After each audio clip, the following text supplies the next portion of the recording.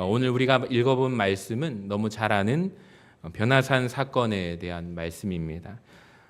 이 변화산 사건은 사실 우리가 모르는 분이 없을 것입니다. 예수님께서 영광스러운 모습으로 변화되신 사건이죠. 우리가 사실 이 말씀을 잘 아는 것 같지만 잘 모르고 오해하는 본문이기도 하는데요.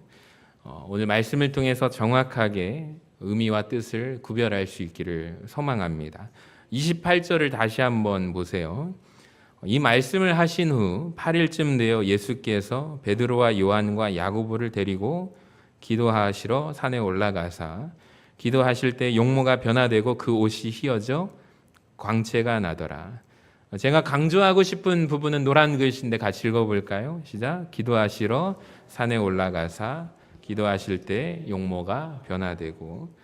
성경을 보면 주님은 기도하시는 것이 습관이셨습니다. 습관을 쫓아 기도하셨다라고 되어 있는데요.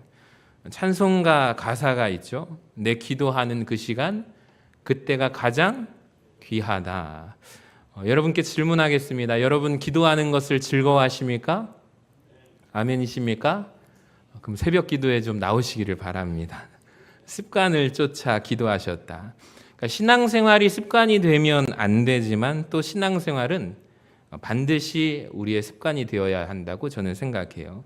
그러니까 기도하는 것이 나의 삶의 습관 되기를 소망합니다. 자, 그리고 두 번째, 기도하실 때 용모가 변화되게 됩니다. 저는 이 부분이 참 중요한 것 같아요. 기도하실 때 용모가 변화되셨다. 한 가지 궁금해졌습니다. 말씀을 준비하면서 묵상할 때 그날 주님의 기도 제목은 무엇이었을까요? 과연 예수님을 무엇을 놓고 기도하셨을까라는 질문이었습니다. 무슨 기도 제목으로 기도하셨기 때문에 영광스러운 변화가 일어나셨을까라는 질문이에요.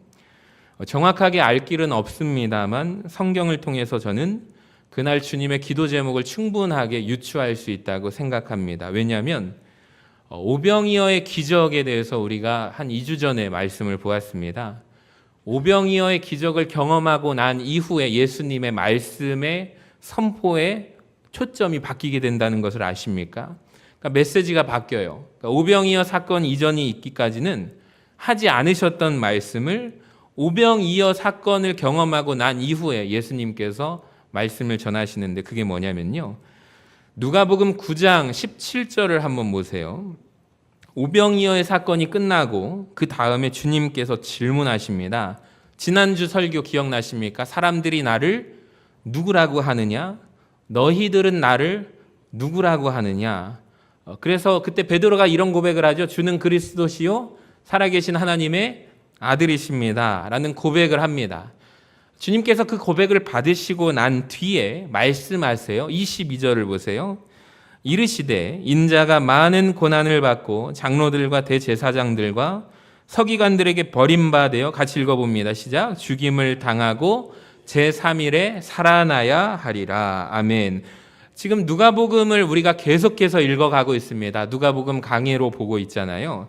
자, 이때가 주님께서 자기의 십자가 사명에 대해서 처음 말씀하신 부분이라는 것을 아십니까? 마태복음 16장에는 조금 더 구체적으로 말씀하고 계세요. 베드로가 예수님을 그리스도로 고백합니다. 13절부터 나오고 21절에 이때로부터 예수 그리스도께서 자기가 예루살렘에 올라가 장로들과 대제사장들과 서기관들에게 많은 고난을 받고 죽임을 당하고 제3일에 살아나야 할 것을 제자들에게 비로소 나타내셨다라고 말씀합니다. 그러니까 성경 말씀은 분명하죠, 여러분. 그러니까 그 이전까지는 주님께서 설교하실 때, 말씀 전하실 때 주로 하신 말씀 내용이 뭐냐면 하나님 나라예요. 그러니까 하나님 나라는 이런 곳이니라고 하시면서 병든 자들을 고쳐주시고 치료해 주시죠. 여러 가지 말씀을 전하셨지만 아직 이 십자가 얘기는 안 하셨거든요. 이때로부터 주님의 말씀의 초점이 달라지기 시작합니다. 바뀝니다. 그러니까 내가 그 십자가에 달려서 죽을 것이다. 고난을 당할 것이다. 근데 제3일에 내가 부활할 것이다 라고 얘기를 해주시는 거예요. 그러니까 이 메시지를 이때부터 선포하시기 시작합니다. 베드로가 이때 이 이야기를 듣고 깜짝 놀라죠. 그래서 22절을 보시면 베드로가 예수를 붙들고 항변하여 이르되, 그러니까 성경 원어로 보니까 예수님을 책망했대요. 베드로가. 주님, 그런 말씀하지 마세요. 이 일이 결코 주님께 일어나서는 안 됩니다. 라고 합니다. 여러분, 주님께서 이전에 말씀하지 않으셨던 십자가 사명에 관한 또 죽음에 관한 메시지를 처음 하기 시작하십니다. 그러니까 그러면 여러분, 우리가 생각해 볼 때 주님께서 이날 산에 가셔서 기도하실 때 여러 가지를 놓고 기도하셨을 거예요. 근데 기도의 핵심, 저는 중심축이 뭘까요? 바로 십자가의 죽음, 사명에 대한 기도를 있었을까요? 없었을까요? 저는 반드시 했을 거라고 저는 생각이 듭니다. 실제로 그날 주님께서 기도 주제 중에 하나가 주님의 죽으심에 관련된 것이었습니다. 누가복음 9장 30절을 한번 보여주시면 문득 두 사람이 예수와 함께 말하니 같이 읽어봅니다. 이는 모세와 엘리야라. 여러분, 모세 아시죠? 그러니까 사람들은 모세가 구약에서 율법을 상징하는 대표적인 인물이 모세예요. 그럼 엘리야는 누굴까요? 엘리야는 선지자를 대표하는 사람으로 손에 꼽습니다. 그러니까 사람들은 여기를 볼 때 말씀을 우리가 방금 읽어본 30절을 읽을 때 무엇에 초점을 맞추냐면 세상에 모세하고 엘리야가 나타났네. 여기에 초점을 맞춥니다. 근데 저는 이게 하나도 중요하지 않다고 생각해요. 뭐가 중요하냐면 주님과 이 두 사람이, 주님까지 세 사람이 대화한 것이 저는 너무너무 중요하다고 생각합니다. 자, 무슨 대화, 무슨 이야기를 나누었을까요? 31절에서 같이 읽어봅니다. 시작. 영광 중에 나타나서 장차 예수께서 예루살렘에서 별세하실 것을 말하였어요. 그러니까 무엇을 말해요? 별세에 대해서, 예수님 죽음에 대해서 얘기를 나누는 것입니다. 그러니까 그날 예수님께서 기도하러 산에 올라가시고 기도하는 가운데 영광스럽게 변하세요. 하나님께서 모세와 엘리야를 보내셔서 예수님과 함께 대화를 나누는데 주제가 뭐예요? 주님의 별세, 세상을 떠나는 것, 주님의 십자가 지시는 것, 죽으심과 사명에 대한 이야기를 했던 것으로 볼 때 이날 주님의 기도의 핵심 내용은 뭐예요? 주님의 죽으심과 사명이 있었습니다. 그러니까 저는 이 부분을 깨달아지고 나서 한 번도 생각하지 못했던 것을 하나님께서 깨닫게 하셨는데, 그러니까 우리는 이 사건을 이렇게 말합니다. 따라해 볼까요? 변화산 사건. 그러니까 변화에 초점을 맞춰서 우리가 생각을 해요. 실제로 이 변화산에서 변화가 이루어지는 것이 있어요. 변화되지 않는다는 것이 있다는 것을 아십니까? 저는 이것을 알게 되었어요. 자, 무엇이 변화되었습니까? 그러니까 주님이 기도하시는 가운데, 성경 말씀대로 기도하시는 가운데 예수님의 용모가 변모하셨습니다. 변화되셨습니다. 맞습니까? 그러니까 주님께 영광스러운 변화가 나타나는 거예요. 근데 변화되지 않은 것도 있습니다. 바뀌지 않은 게 있어요. 뭘까요? 십자가를 지고 죽으셔야 하는 주님의 운명은 바뀌지 않았다는 것입니다. 맞습니까? 그러니까 죽음과 십자가를 놓고 기도하실 때 주님은 영광스러운 모습으로 변모는 하셨지만 앞으로 십자가를 지시고 고난당하사 죽으시는 것, 이것은 하나님 뜻이거든요. 인류의 죄악을 대속하기 위해서 십자가를 지고 죽으셔야 하는 독생자 아들 예수 그리스도의 사명, 하나님의 이 뜻은 바뀐 게 있습니까? 없습니까? 없다는 것에 우리가 초점을 맞춰야 합니다. 하나도 안 바뀌었어요. 여러분 꼭 기억하세요. 자, 그렇다면 우리가 기도할 때 바뀌는 게 있겠죠? 바뀌지 않는 것이 있습니다. 여러분, 무엇이 안 바뀌고 무엇이 바뀌는지 아십니까? 그걸 알고 기도하시기를 바랍니다. 그러니까 기도하면 바뀌는 게 있어요. 안 바뀌는 것도 있습니다. 기도하면 제일 먼저 누가 바뀌어요? 기도하는 내 자신이 바뀝니다. 기도하면 내가 주님의 영광을 체험하게 됩니다. 그런데 기도한다고 해서 하나님의 뜻이 바뀌지는 않습니다. 그러니까 우리는 보통 기도를 어떻게 할까요? 내 뜻을 가지고 하나님 앞에 기도하죠. 누구 뜻을 바꾸고자 노력하죠? 하나님의 뜻을 내 뜻에 맞추도록 바꾸려고 기도합니다. 대부분 다 그렇게 기도하십니다. 내 뜻이 중요하고 내 계획이 중요해요. 하나님, 이렇게 나 좀 도와주세요 라고 기도합니다. 하나님, 이것 좀 이렇게 해주세요. 근데 제가 기도하면서 깨달은 것이 있어요. 그러니까 기도하면서 바뀌는 것은 시간이 지나면서 내가 바뀐다는 거예요. 그러니까 하나님의 뜻은 안 바뀝니다. 심지어 하나님의 아들 예수님께서 자기 죽음과 십자가의 문제를 놓고 변화산에서 기도할 때 바뀐 건 주님의 용모입니다. 이것은 곧 주님의 영광입니다. 사명은 안 바뀌었어요. 겟세마네 동산의 기도를 우리가 아실 것입니다. 주님이 땀방울이 핏방울이 되도록 열심히 기도하시죠. 기도 내용이 뭡니까? 나오잖아요, 성경에. 가능하시면 아버지여, 이 고난의 잔을 내게서 좀 면하게 해주시면 안 되겠습니까? 주님 분명히 그렇게 기도하시잖아요. 근데 기도했지만 바뀐 게 있어요, 없어요, 여러분? 바뀐 건 없어요. 결국에 예수님께서 마지막 기도의 마무리는 그러나 아버지여, 내 원대로 마옵시고 아버지의 원대로 하옵소서. 그때 기도 가운데서도 바뀐 건 예수님이었지 하나님의 뜻은 안 바뀌었다는 것을 깨닫게 됩니다. 여러분, 기도는 하나님의 뜻을 바꾸는 것이 아니라 나를 바꾸는 것임을 기억하시기를 바랍니다. 여러분, 기도한다고 해서 옆에 분들이 바뀌지 않습니다. 기도하면 갑자기 내 환경이 바뀌지 않아요. 기도하면 나를 향하신 하나님의 뜻이 바뀌지 않습니다. 근데 기도하면 바뀝니다. 기도하면 하나님의 뜻에 순종하는 나로 바뀝니다. 그게 이전보다 더욱 영광스러운 존재가 되는 것입니다. 그러니까 우리는 변화산 사건을 통해서 어떠한 변화에 대해서 자꾸 초점을 맞추는데 사실 기도는 하나님을 바꾸는 시간이 아닌 것 같고 하나님의 뜻을 확인하는 거예요. 나를 바꾸는 시간이라는 거예요. 그러니까 새벽에 기도하세요라고 하는 이유는 우리 재직들이 하나님을 바꾸는 것이 아니라 나를 바꾸는 거예요. 그러니까 내가 하나님 앞에서 하나님 뜻으로 말씀을 붙들고 씨름하면서 나의 옛 자아, 나의 기질, 내 옛 사람을 죽이는 것입니다. 하나님 말씀대로 순종하면서 살아가는 거예요. 그렇게 훈련되지 않으면 갑자기 확확 튀어나오지 않습니까? 그러니까 주님의 뜻대로 살아갈 수가 없는 것입니다. 여러분, 내가 바뀜으로 영광을 경험하는 우리 서신교회 재직들이 되기를 간절히 소망합니다. 자, 그리고 우리가 또 잘 놓치는 것이 하나 있어요. 지금 영광스러운 현장의 자리에 있습니다. 맞죠?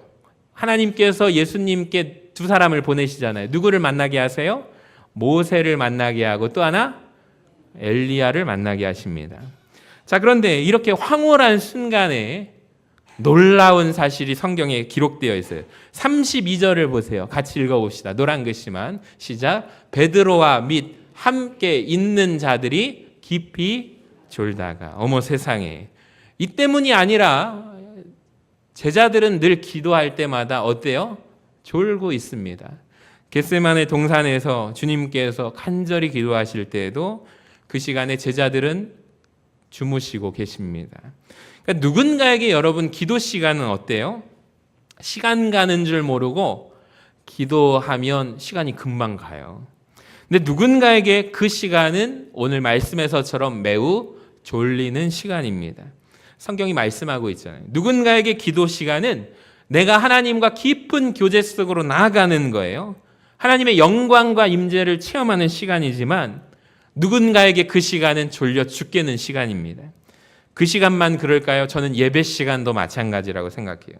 그러니까 누군가에게 이 시간은 말씀을 들을 때 꿀송이처럼 달고 목사님이 설교 끝나려고 하면 안 돼요. 조금만 더 목사님 대해주세요.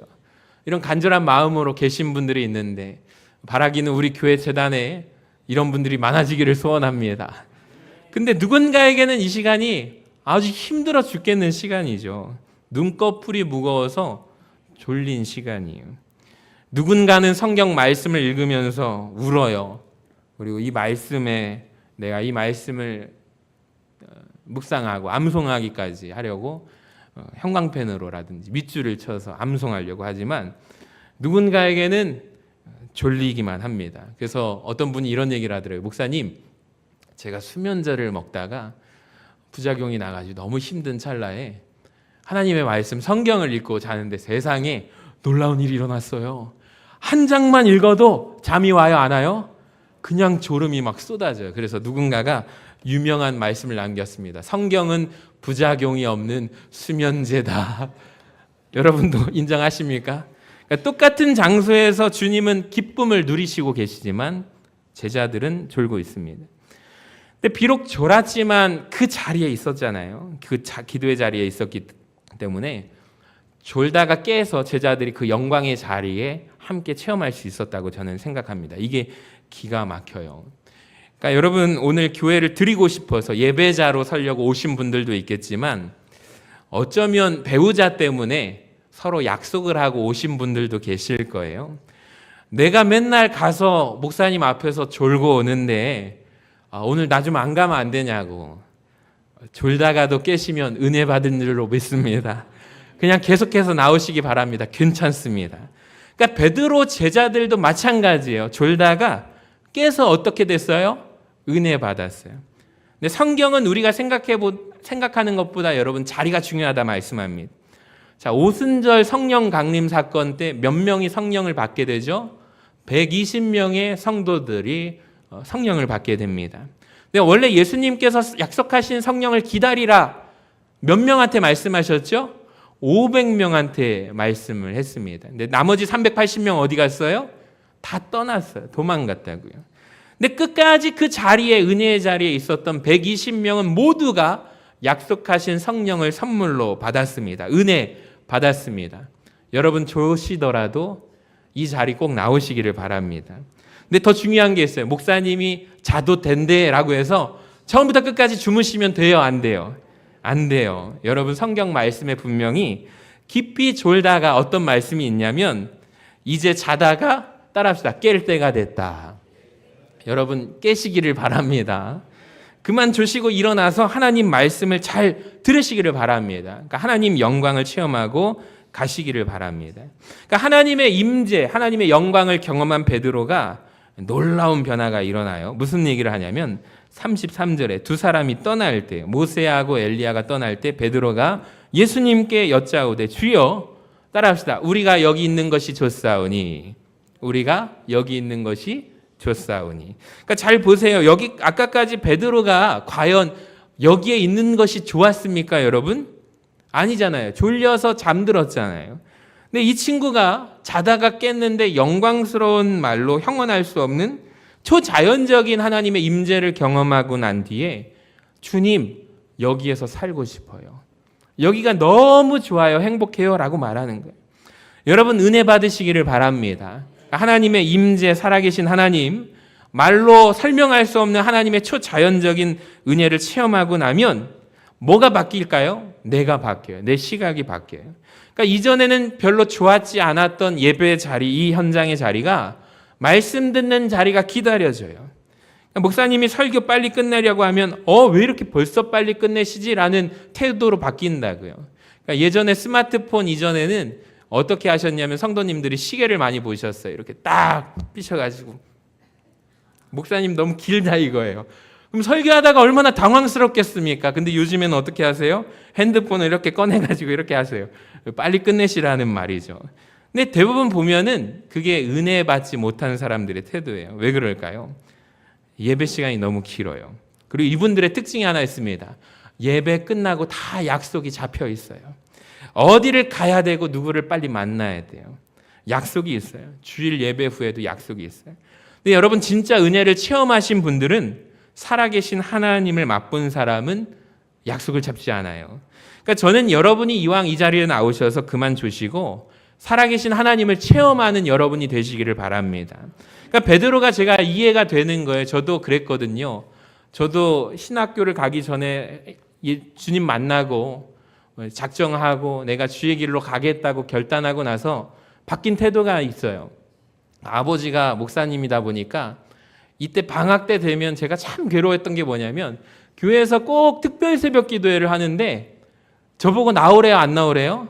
인철아 집에서 푹 자거라 이렇게 말씀하셨으면 좋겠는데 너 나 따라와야지 해가지고 아버지가 여기 앉으셔가지고 설교 강단 올라가시기 전에 그 자리가 제 자리였어요. 그냥 억지로 와가지고 막 몸이 힘드는 거예요. 그런데 제가 세상에 신학교 가겠다고 하고 난 뒤에 달라졌어요. 귀가 열려가지고 말씀이 들려요, 안 들려요? 들리는 거예요. 제가 그 경험을 한 사람이에요. 예전에는 막 몸이 힘들어가지고 억지로 끌려와가지고 막 괴로웠는데 언제 끝나나 했는데 그 다음부터 완전히 말씀 듣는 태도가 바뀌더라고요. 그러니까 저는 여러분이 이 경험을 하시기를 원합니다. 살아계신 하나님의 은혜를 경험하시기를 원합니다. 그러니까 더 맛있는 걸 먹고 나면 이전 것 못 먹잖아요. 그러니까 하늘의 것을 맛보고 나면 하나님의 은혜를 경험하고 나면 여러분 이 시간이 사모함이 있다라고요. 주님을 갈망하시기를 바랍니다. 또 하나 베드로가 은혜 받고 나서 보세요. 여기 있는 것이 좋아서 뭐라고 말해요? 우리가 초막 셋을 짓 때 하나는 주님을 위해서 예수님을 위해서 짓고 또 하나는 누구를 위해서? 모세를 위해서 또 하나는 엘리야를 위해서. 한 가지 특징을 알게 됩니다. 자기 집은 지어요 안 지어요? 자기 것은 안 지어요. 세상에. 너무 여기가 좋으니까 초막 셋을 집을 짓겠대요. 주님을 위해서 모세를 위해서 엘리야를 위해서. 자기 거 있어요 없어요? 없어요. 여러분 사람은 원래 자기 것을 챙깁니다. 자기 집을 먼저 짓는 거예요. 기본적으로 이기적인 거예요. 근데 이게 맞아요. 자기를 먼저 자기 기준에서 말하는 게 정상입니다. 내 것, 내 집, 내 계획, 내 자녀들, 내 직장, 내 문제 이것이 보통의 우리의 모습이라고요. 근데 베드로가 은혜 받고 난 뒤에 자기 것이 없어져요. 주님을 위해서, 모세를 위해서, 엘리야를 위해서 자기 것을 포기합니다. 세상과 나는 간 곳 없고 구속한 주만 보이도다. 내 집은 필요 있어요 없어요? 없다고요. 그러니까 이게 은혜 받은 사람의 특징이라는 거예요. 근데 은혜 안 받은 사람의 눈에는 나만 보이는 거예요. 항상 내 것, 내가 주관적이에요. 내 계획, 내 물질, 내 시간, 내 거예요. 근데 내가 은혜를 받고 주님 만나잖아요. 완전히 사람이 바뀌는 거예요. 내 것은 없어요. 주님을 위해서 살아요. 나도 어렵지만 하나님의 일이 보여요. 하나님이 보여요. 진짜 놀라운 거예요. 제가 주일날 새벽 보통 집에 가지 않습니다. 집에 가서 좀 눈 붙이고 오면 목소리도 가라앉고 잠기고 힘들어요. 그래서 대부분 교회에 있어요. 저 만나시고 싶은 분들은 새벽에 오시면 저 만날 수 있어요. 근데 주방에서 뚱땅뚱땅 소리가 나는 거여서 아까 전에 대부분 가시거든요. 누가 계신가 했더니 한다령 권사님이 오늘 여름 성경학교 애들 튀김 한다고 새벽 예배 끝나고 튀김 아주 맛있겠더라고요. 그래서 옥수수 삶고 그 일을 혼자서 다 하고 계셔요. 참 너무 감동이 되었어요. 저한테 튀김 하나 주셨으면 좋겠는데 목사님 옥수수 먹으라고 해서 옥수수 2개 가지고 가서 전 튀김을 더 좋아하는데 계셔요? 계시네. 미안합니다. 그래서 좀 제가 애기 입맛인데 튀김은 안 주시고 옥수수 가져가라서 옥수수 2개 가져왔어요. 참 보니까 놀라운 거예요. 여러분 참 대단하지 않습니까? 아이들을 사랑하는 마음으로 헌신하신다고요. 여러분 사람은 원래 자기를 먼저 챙기는 거예요. 근데 내가요 하나님의 일을 보게 되면 내 것이 이제 안 보여요. 나도 바쁜데 나도 살기 지치는데 하나님의 일을 보니까 아무도 할 사람이 없는 것 같아요. 그래서 자기가 하는 거예요. 교회가 그런 식으로 운영이 됩니다. 일정 잡아가지고 목사님 미리 한 달 전부터 광고하시죠. 근데 광고해도요 아무도 얘기 안 하다가 그 전날 딱 질문하시는 분들이 꽤 많아요. 한 10분 정도 목사님 신청 들어왔나요? 아무도 없나요? 그러다가 그 다음에 전화 오세요. 그럼 제가 할게요. 근데 먼저 말하시면 얼마나 멋져요. 그렇지 않습니까? 그러니까 하나님의 일을 할 때 먼저 멋있게 딱 하시는 분들이 있는가 하면 할 사람 없는 것 같은데 내 차례가 다가오는 것 같은데 좀 더 기다려볼까? 그러다가 이제 자기가 하신다고 하시는 분들이 대부분이에요. 당연한 것입니다. 내 중심으로 생각하기 때문입니다. 근데 여러분이 은혜를 받으시면 바뀌어요. 내 주관이 아니라 하나님 주관으로 바뀌는 거예요. 자, 그 다음에 한 말 34절에 이 말을 할 즈음에 구름이 와서 그들을 덮는지라. 구름 속으로 들어갈 때 그들이 무서워하더니 구름 속에서 소리가 나서 이르되 이는 나의 아들 곧 택함을 받은 자니. 같이 읽어봅시다. 시작. 너희는 그의 말을 들으라. 아멘. 여러분 신비 체험이 참 중요해요. 그런데 그게 다가 아니에요. 주님께서 말씀하십니다. 하나님의 말씀을 들으라. 따라합시다. 하나님의 말씀을 들으라. 여러분 성경을 꼭 읽으시기를 바랍니다. 여기에 하나님의 모든 뜻이 담겨 있음을 믿으시기를 바랍니다. 그러니까 말씀이 역사하는 거예요. 성령께서 성경을 기록하신 원저자께서 지금도 말씀하는 거예요. 근데 이 말씀은 읽지도 않으시고 제쳐두고 신비한 체험, 신비 체험을 따라다니시는 분들이 있어요. 여러분 이거 아닙니다. 그러니까 어떠한 성령 체험도 하나님의 말씀에 비추어서 내가 이 말씀을 알아야 이 기준에서 벗어났는지를 알잖아요. 근데 이게 모르는 분들은 그냥 넘어진다고요. 그러니까 이 말씀을 벗어나면 가짜라고요. 하나님의 뜻이 이겁니다라고 정확하게 알려주는 설명서가 우리에게 있는데 왜 안 읽으십니까? 그러니까 표지판입니다. 성경은. 그러니까 기록된 하나님의 말씀이 중요합니다. 또한 선포되는 말씀이 중요합니다. 잘 들으셔야 합니다. 그러니까 성령께서 또한 구체적으로 상황 가운데 여러분 각자에게 주시는 세미한 음성이 있어요. 그러니까 성경을 바탕으로 점검해야 돼요. 그렇기 때문에 우리는 하나님의 말씀을 잘 들으셔야 합니다. 그러니까 베드로에게 하신 주님의 원뜻이 뭡니까? 베드로가 이 자리가 너무 좋다고 내려가기 싫다고 말합니다. 변화산에서 집을 짓고 아예 주님 같이 삽시다라고 말을 하는 거예요. 자, 그런데 마태복음 16장에서 주님께서 뭐라고 하시죠? 나 이제 십자가에 달려 죽을 거다. 근데 베드로가 그때 항변했잖아요. 듣기 싫어했잖아요. 근데 지금은 어때요? 변화산에서 성령 체험, 신비 체험하고 난 다음에 너무 행복해요. 너무 좋아요. 그러니까 즉 베드로의 신앙은 골고다는 싫어요. 자기 십자가를 지고 주님을 따라가야 하는데 이건 싫다고요. 그런데 변화산에서 황홀한 경험을 하는 것은 행복해요. 이게 베드로의 솔직한 마음이에요. 그러니까 변화산은 너무 좋아요. 은혜는 좋아요. 근데 내가 짊어져야 하는 사명은 싫다고요. 네, 하나님께서 주님의 말씀을 들으라라고 하는 거예요. 베드로야, 너 변화산 있는 거 너무 좋지. 하나님의 은혜 경험하니까 너무 좋지. 그런데 여기가 평생 너가 있어야 할 곳이 아니야. 너는 내려가서 주의 말씀을 들어야 돼. 뭐예요? 주님의 말씀은 나 십자가에 달려 죽으리라. 이것이 나의 사명이다. 너희도 자기 십자가를 지고 나를 따라와야 한다. 여러분, 베드로를 변화시킨 것은 변화산 체험이 아니었습니다. 주님의 말씀이었습니다. 사실 변화된 분은 변화산에서 예수님뿐이고 베드로는 안 바뀌었죠. 베드로가 언제 바뀌죠? 누가 바꿔요? 주님의 말씀이 베드로를 바꾸는 거예요. 너는 돌이킨 후에 내 양떼를 굳게 하라. 베드로가 예수님을 3번 부인하고 그 순간에 예수님과 눈과 눈이 마주칩니다. 그때 주님이 베드로를 보실 때 베드로가 주의 말씀이 생각난다고요.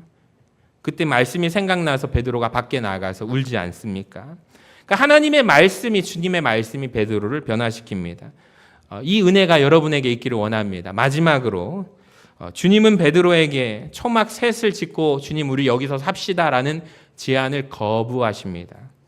안 된다. 여기 머물면 안 된다 말씀하세요. 여러분, 이 말씀은 뭐예요? 산 밑으로 내려가라는 거예요. 그러니까 은혜 받는 자리가 아무리 좋을지라도 내려가라라고 하십니다. 여러분 잘 보세요. 기독교는요, 산속의 종교가 아닙니다. 불교를 보시면 절이 다 어디에 있어요? 공기 좋고 산 깊은 곳에, 물 좋은 곳에 다 절이 있어요. 불교는 절이 산에 있습니다. 그런데 교회는 산에 있지 않습니다. 반드시 이 세상 사람들 가운데 내려가게 되어 있어요. 그러니까 주님께서 마찬가지예요. 우리가 은혜 받는 자리에만 머무는 것이 아니라 반드시 사명의 자리로 내려가라라고 하십니다. 여러분, 은혜 받는 자리에만 우리가 있기를 원치 않으십니다. 하나님은 찬송가 가사를, 제가 한 주간 동안 묵상했던 찬송가인데 우리 할렐루야 성가대의 영성이 와 기가 막히구나. 아까 전에 한번 보여주세요. 밤 깊도록 동산 안에. 제가 이 찬양을 계속 불렀거든요. 일주일 동안. 같이 읽어봅시다. 시작. 밤 깊도록 동산 안에 주와 함께 있으려 하나 괴로운 세상에 할 일 많아서 날 가라 명하신다. 그러니까 은혜 받는 자리에만 있는 것이 아니라 너 내려가서 해야 할 일, 하나님의 사명 감당해야 돼라고 말씀하시는. 그러니까 주님께서 우리를 보고 가라고 명령하십니다. 여러분, 우리가 이것을 기억하는 저와 여러분 되시기를 바랍니다. 변화산의 이 변화가, 또 우리 내면의 변화가, 우리 주의 음성이 들리기를 원합니다. 우리가 할 일이 많습니다. 사명 감당하시기를 바랍니다. 이 시대 가운데 우리 자녀들을 주님 말씀으로 양육하는 것이 더 중요하지, 애들 학원 여러 개 보내는 거 잠깐 멈춰도 되잖아요. 근데 교회를 정하실 때도 이런 분들이 꽤 많아요. 요즘에 참 걱정이에요. 내 자녀가 마음에 들면 이 교회 나오겠습니다 라고 하신 부모님이 최근에 5명이 넘어요. 제가 그 얘기를 듣고 참 기가 막히다라는 생각이 듭니다. 애들이 마음에 안 들면 교회 떠나겠다는 말과 뭐가 다릅니까? 그렇게 신앙생활 하시면 안 됩니다. 그러니까 우리가 어떻게 하면 우리 아이들에게, 다음 세대에게 하나님의 말씀으로 길러낼까? 여러분, 이것은 교사들에게 너희들만 해, 너희들 사명이잖아, 뒷짐지고 있으면 안 됩니다. 여러분, 우리가 뜨겁게 목숨 걸고 지켜야 할 줄로 믿습니다. 하나님께서 우리 교회를 책망하시지 교사들 소수를 책망하지 않습니다. 여러분 잘 기억하셔서 우리 여름 사역에 우리 한 마음으로 기도하는 우리 모두가 되시기를 주님의 이름으로 간절히 축원합니다.